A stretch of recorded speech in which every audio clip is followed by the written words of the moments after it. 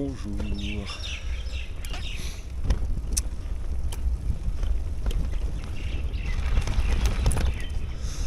Je sors de l'hôtel, enfin de l'hostel. J'ai failli passer une bonne nuit.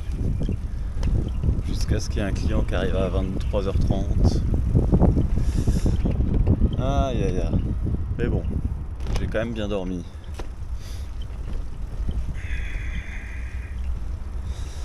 J'ai quand même bien dormi. C'est une bonne auberge, mais les clients sont crado et bruyants.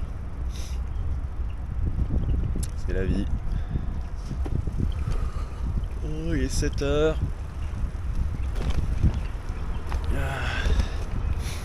Dans l'idéal, je dois faire 130 km. Je pense que ça n'arrivera pas. Allez, c'est parti mon kiki.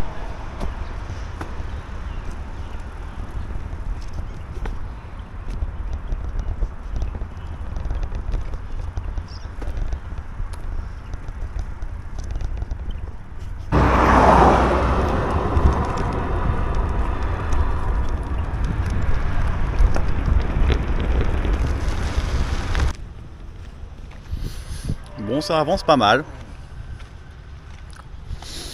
Ça avance pas mal ce matin. Ouais, il y a une vieille carte, j'avais même pas vu.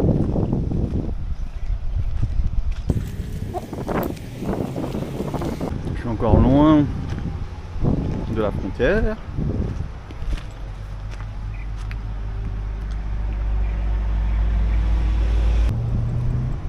Alors ça là, sur l'espèce de grosse roulotte, c'est des ruches.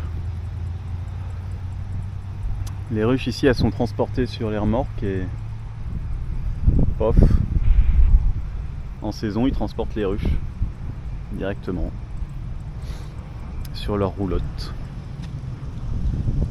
Je sais pas si elles sont en activité, je vais pas aller voir, mais hop, voili voilou. Ouais, est-ce que c'est un mirage? Je crois que la route est en train de changer. Ah.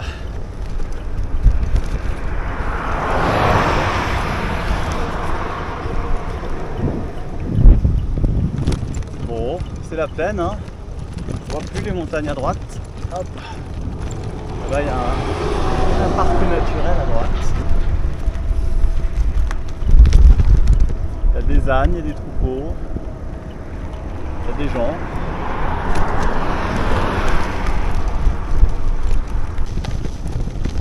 Bon, un petit coup de travaux. J'ai pas de route neuve pour moi tout seul. Cette fois-ci. Et je suis même pas sûr que ma piste mène quelque part. On va voir.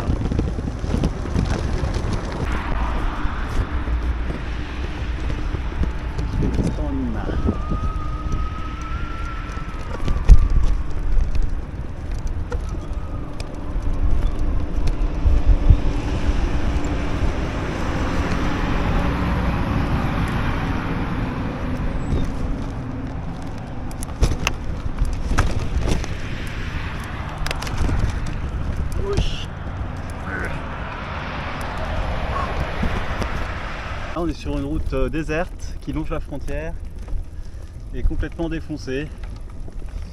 Et que des camions qui vont chercher de la terre, du rembé, des trucs comme ça.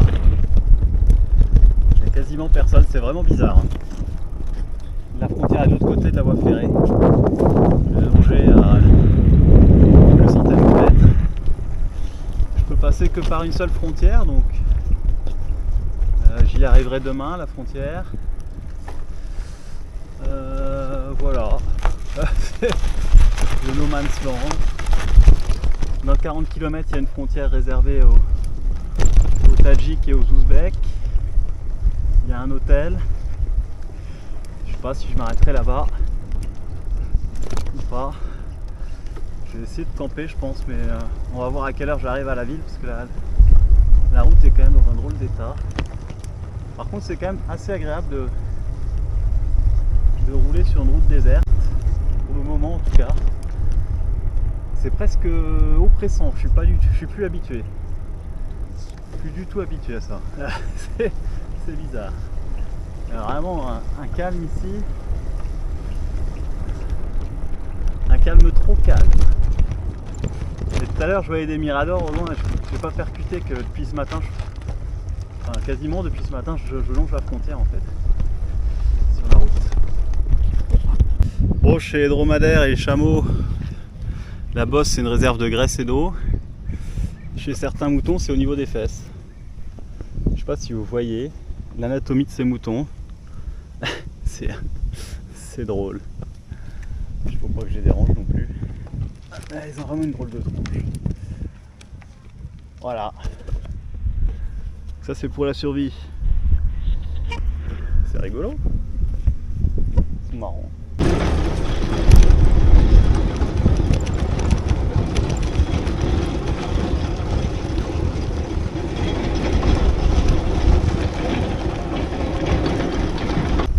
Bon, pas très loin, il y a le fleuve Sir-Daria. Là, il y a d'énormes cheminées, j'imagine, c'est une centrale électrique, je suis pas sûr. Ouf, quelle route! Quelle route, quelle route! Allez! Continuons gaiement.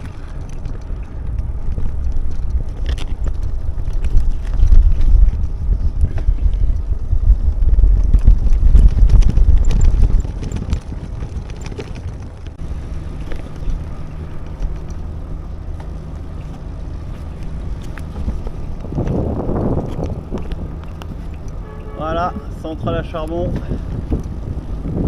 Je viens de me faire arrêter par un militaire. Je vais pas filmer la frontière. Il pensait que je voulais aller à la petite frontière. J'ai expliqué que je voulais aller à la grande frontière. Il m'a laissé partir. Sans problème. Effectivement, la petite frontière, j'ai absolument pas le droit. Enfin, je peux pas passer par la petite frontière. Là. Écobot.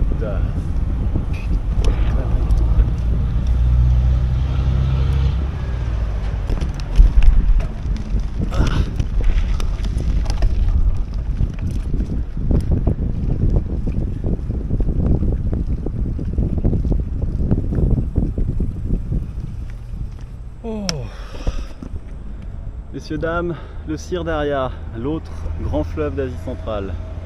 Pour la première fois dans ce périple, un des deux. Là, il y a une ancienne station électrique. Et là-bas, il y en a une nouvelle qu'on voit pas. Et là, il vient de m'arriver un truc très désagréable. Vous avez vu tout à l'heure, il y a des tonnes et des tonnes de lignes électriques. Et alors en France, parfois on passe sous des lignes à haute tension, vous savez, ça fait un petit bruit, éventuellement ça peut vibrer un petit peu, quoi. On entend l'électricité.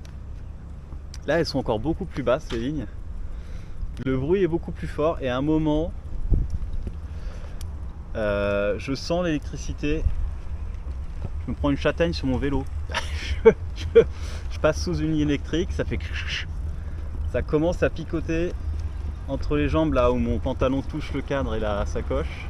Et au niveau du guidon, si je tiens les poignets, si je tiens là à un endroit où il n'y a pas de guidoline, je sens le jus, quoi. Pas très fort, hein, mais je sens le jus. Et j'avais encore des tonnes de lignes à franchir. Ben, je peux vous dire que j'étais pas serein. Je tenais le guidon que sur la guidoline parce que là ça allait. Que à une main, j'écartais bien les jambes. Ça m'était jamais arrivé. Bah, normalement c'est pas censé arriver évidemment. Et là on est. Il faut que je fasse gaffe, je vais filmer la frontière. On n'est pas. Voilà, je détourne ma caméra. On n'est pas dans un endroit normal. Incroyable. Ouais, et ça c'est assez dangereux quand même. Hein. Parce que ça veut dire que un peu plus de conductivité et tu peux te prendre, tu peux te faire électriser, quoi. Bref, je suis vivant, tout va bien. Voilà, petite ville frontière, petite mosaïque.